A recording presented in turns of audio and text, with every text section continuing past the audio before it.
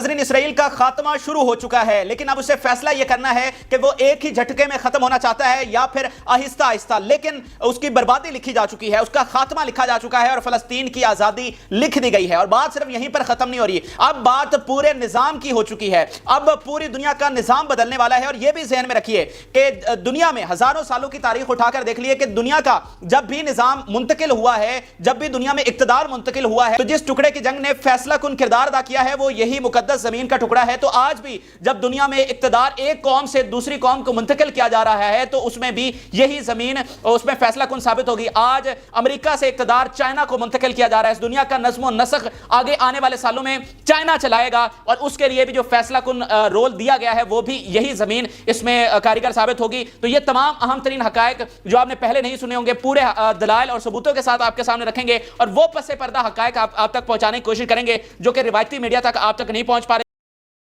जिन लोगों ने चैनल को सब्सक्राइब नहीं किया वो चैनल को जरूर सब्सक्राइब कर लें ताकि हर आने वाली वीडियो आप तक पहुंच सके। अब आप सोच रहे होंगे कि मैं ये बात एग्जैजरेट कर रहा हूं, 75 सालों में क्या ऐसा नहीं हो सका जो आज हो गया है और इसराइल का खात्मा तय हो चुका है। तो उसमें एक एक चीज अब मैं आपके सामने रखता हूं, पूरी पिक्चर आपको समझाने की कोशिश करता हूं और यह भी आपको बताता हूं कि यह पूरा निजाम किस तरह से बदलने वाला है। देखें, जो सबसे बुनियादी चीज हुई है वो है 7 अक्टूबर का हमला। इसराइल 75 साल एक तरफ और 7 अक्टूबर के बाद का जो इसराइल है वो एक तरफ है। 7 अक्टूबर के हमले ने जो सबसे बड़ी चीज की है कि उनके शहरियों को गैर महफूज कर दिया, उनके शहरियों को इस तरह का सिक्योरिटी कोलैप्स कर दिया कि कोई भी उन पर आकर हमला कर सकता है। पिछले 75 सालों में ऐसी कोई सूरत हाल नहीं थी, उनके शहरियों को कोई खौफ नहीं था, उनकी सिक्योरिटी इतनी नाजुक नहीं थी कि कोई आए उनकी टेरिटरी में घुसे हमला करके, बल्कि उनके कैदी, उनके फौजी, उनके जनरल तक उठाकर अपने साथ ले जाए। पिछले 75 सालों में इसकी कोई मिसाल नहीं मिलती। तो ये जो 7 अक्टूबर का हमला हुआ है इसने वो चीज बदल दिया। दूसरी अहम तरीन चीज क्या हुई है, इससे पहले इसराइल के सामने कोई टक्कर वाला नहीं था, उनके सामने जो मजबूत थे उनको गिरा दिया गया। अब इसको इस मिसाल से नाज़रीन समझिए कि ओबामा ने अपनी प्रेसिडेंसी के बाद किताब लिखी और उसमें जो वन लाइनर था उस किताब का, उन्होंने कहा कि फलस्तीन और इसराइल का मसला खत्म क्यों नहीं हो सकता। उसकी वजह यह है कि एक पार्टी जो है, एक फरीक जो है वो बहुत ज्यादा ताकतवर है और जो दूसरा फरीक है वो बहुत ज्यादा कमजोर है। यानी ये था पहले इक्वेशन। लेकिन अब नाज़रीन क्या हुआ है कि अब इक्वेशन ऐसे आ चुकी है, अब दोनों टक्कर के हो चुके हैं, अब दोनों बराबरी के हो चुके हैं। यानी पहले कमजोर था तो ताकतवर देना नहीं चाहता था एक भी इंच और जो कमजोर था वो ले नहीं सकता था एक भी इंच। लेकिन अब ये इक्वेशन इस तरह हो चुकी है, अब वो जो पत्थर मारने वाले थे उनके पास बम आ गए तो वो ताकतवर हो चुके हैं, अब वो इस स्टेज पर आ चुके हैं, इतने पावरफुल हो चुके हैं कि वो इनसे छीन सकते हैं। तो जो बैलेंस ऑफ पावर था वो पूरी तरह से बिगड़ चुका है। तो दूसरी अहम तरीन चीज ये हुई है। तीसरी, इसने हमेशा इसराइल को बचाया वो था उनके इत्तेहादी। अब पिछले दहाइयां उठाकर देख लें, जब जब इसराइल पर मुश्किल वक्त आया है, यानी मुश्किल वक्त यही था जब अरबों ने उस पर जंग छेड़ी है, तो उसके इत्तेहादी पूरी तरह से उसके साथ खड़े रहे। और उसकी एक वजह यह भी थी कि वो फाइनेंशियली भी तगड़े थे, असलिया के लिहाज से भी तगड़े थे और उनके कोई लीडरशिप के क्राइसिस भी नहीं थे, उनके अपने अंदर इख्तलाफात भी नहीं थे। लेकिन आज अगर आप उनके इत्तेहादी देखें, आप अमेरिका उठाकर देख लें, आप यूके देख लें, आप फ्रांस देख लें, उनमें लीडरशिप का क्राइसिस है, उनमें फाइनेंशियल क्राइसिस है।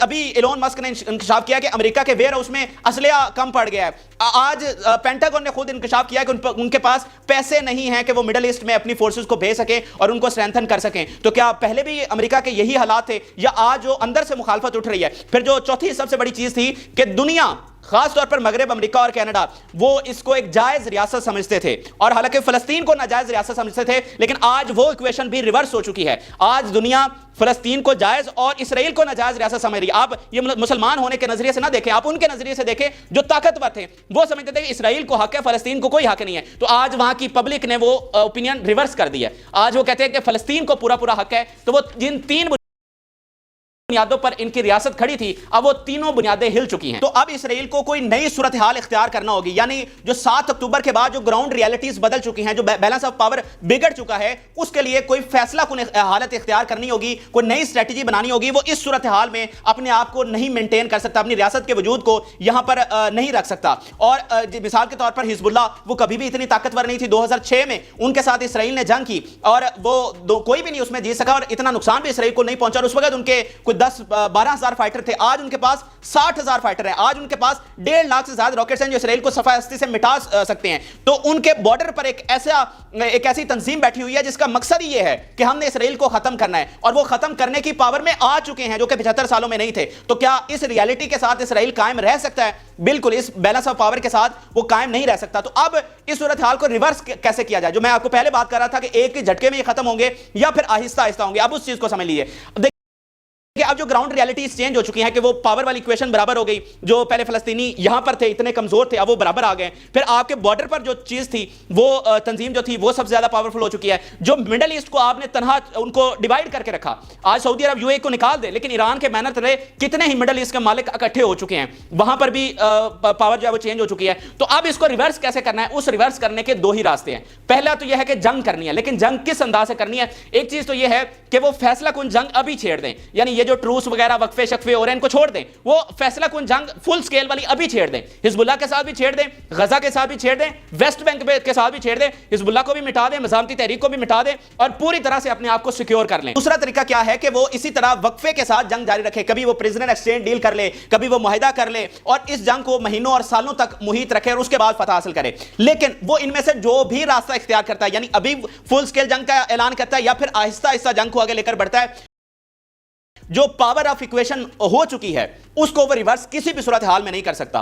اگر نیٹو بھی یہاں پر آ جائے تو پھر آپ کا روس اور چین یہاں پر آ جائے گا, تو وہاں پر بھی یہاں یہ والا بلاک جو ہے جو کہ کبھی کمزور تھا وہ آج طاقتور نظر آ رہا ہے. تو اس صورتحال کو ریورس نہیں کیا جا سکتا. تو دونوں صورتوں میں, وہ ابھی جنگ ہو یا لمبی چلے, دونوں صورتوں میں ہار اسرائیل کی لکھی جا چکی ہے. اس لیے فیصلہ اس کو کرنا ہے کہ ابھی اس نے ختم ہونا ہے, فلسطین کو ریاست دینی ہے یا پھر مہینوں کے بعد دینی ہے. اور اس میں ایک اور انتہائی امپورٹنٹ فیکٹر جو ان عربوں نے, جو طاقتیں ان کے ساتھ فلسطین کے ساتھ کھڑی ہیں, جو انہوں نے تاریخ سے سیکھا ہے اور اس جنگ کا دھارا انہوں نے بدل کے رکھ دیا ہے, وہ ناظرین وہ کمال حکمت عملی ہے جس کا کبھی ان کو اندازہ بھی نہیں تھا اسرائیل اور امریکہ کو. وہ حکمت عملی ناظرین یہ تھی کہ خود بیک فٹ پر رہنا ہے, یعنی خود سامنے نہیں آنا. نہ ہی ایران نے بطور ریاست آنا ہے, نہ ہی بطور ترکی نے بطور ریاست آنا ہے, نہ رشیا نے, نہ چائنا نے, نہ نارتھ کوریا نے, نہ باقی ریاستوں نے, بلکہ جو پراکسیز ہیں ان کو سامنے کرنا ہے. یعنی آپ اس کو ایک اور نظریے سے دیکھیے, یعنی انہوں نے جو کمزور دکھنے والا پہلوان تھا, یعنی مزاحمتی تحریک, اس کو میدان میں کیا.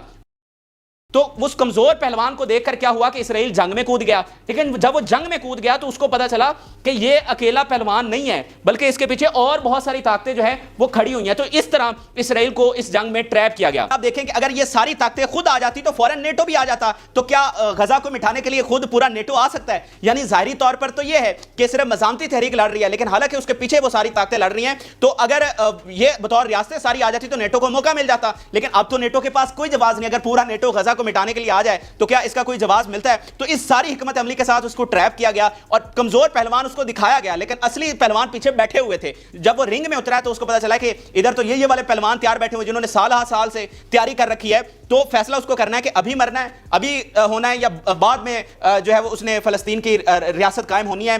فیصلہ اس نے کرنا ہے ایک ہی جھٹکے میں یا پھر آہستہ آہستہ. لیکن یہاں پر ایک اور اہم ترین بات ہے, بات صرف یہاں پر نہیں رک رہی. یہ صرف فلسطین کی آزادی کا معاملہ نہیں رہا, بلکہ یہ نظام کی تبدیلی کا معاملہ ہو چکا ہے. ناظرین, جو نظام جنگ عظیم دوم کے بعد بنایا گیا تھا, یہ نظام اخلاقیات اور تہذیب اور کچھ اصولوں کے اوپر کھڑا تھا. اب وہ سارے جو اخلاق اور ساری چیزیں تھیں وہ اسرائیلی جو بم تھے ان کے ساتھ زمین بوس ہو گیا ہے. وہ جو نظام انہوں نے بنایا تھا اس کی بنیادیں لڑکھڑا گئی ہیں, اور جو غزہ کا قبرستان ہے اس میں وہ سارے اصول بھی دفن ہو چکے ہیں. تو آپ تاریخ اٹھا کر دیکھ لیجئے, جس بھی نظام میں, جس بھی سسٹم میں ظلم بڑھتا ہے وہ نظام کبھی بھی قائم نہیں رہ سکتا. تو اب نظام کی تبدیلی لکھی جا چکی ہے. اسرائیل کے اس قتل عام کے بعد دنیا اس نظام کے ساتھ نہیں چل سکتی. آپ دیکھیں کہ جمہوریت, انسانی حقوق, جنگی اصول کہ آپ نے اسکولوں پر حملہ نہیں کرنا, آپ نے پناہ گزینوں پر حملہ نہیں کرنا, آپ نے ہاسپٹلز پر حملہ نہیں کرنا, آپ نے عبادت گاہوں پر حملہ نہیں کرنا, یہ خود انہوں نے بنائے تھے نا, لیکن خود انہوں نے ان اصولوں کو تباہ کیا اور وہ ساری چیزیں زمین بوس ہو گئی. اسی لیے اب یہ اس بوسیدہ نظام کے ساتھ دنیا آگے نہیں چل سکتی ہے, اور ایک نیا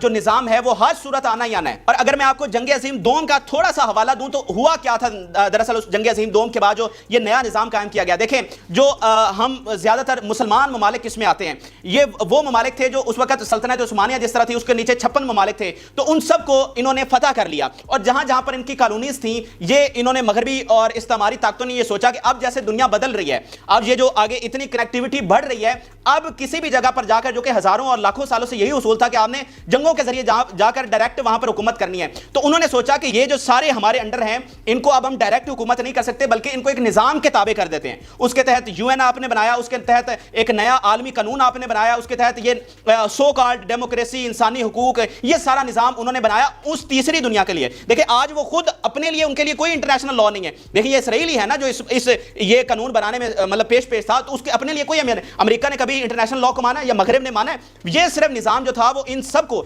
ہم یہ سمجھتے ہیں کہ ہم جنگ عظیم دوم کے بعد آزاد ہو گئے, حالانکہ ہم آزاد نہیں ہوئے. فرق صرف اتنا تھا کہ ہم ان کے ڈائریکٹ اس سے نکل آئے اور ان کے نظام کے تابع ہو گئے. یہ ان کی ایک سوچ تھی.